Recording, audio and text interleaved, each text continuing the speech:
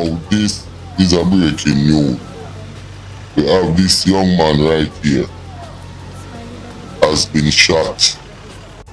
Two of them got shot over there in Bexon. And we don't know what's going on. The police is there. People is there. But what I did notice about this young man right here, he's holding up a 6 sign. Don't forget to like and subscribe. It's Countryman again. Just I lick you with some wisdom, and I lick you with some knowledge. You gotta take inside your brain. It says, son, I've learned a lot out of reading people's faces. No matter how them are going, like them original, them fake. You gotta know when to walk and know when to run and know when to fall and know when to stand. Viewers' discretion is advised.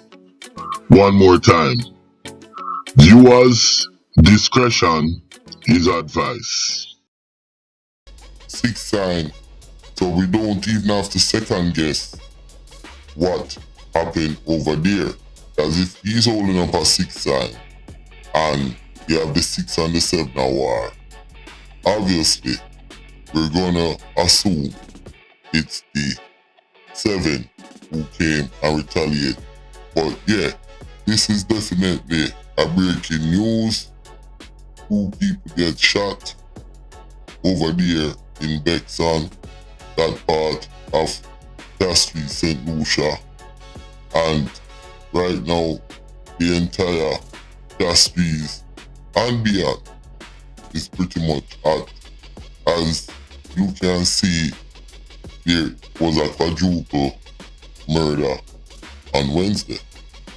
And then today, you know what I'm saying, which is Thursday, look what's happening. So yeah, this is definitely a short little video to put people on notice that there's a police operation over there in Bexon.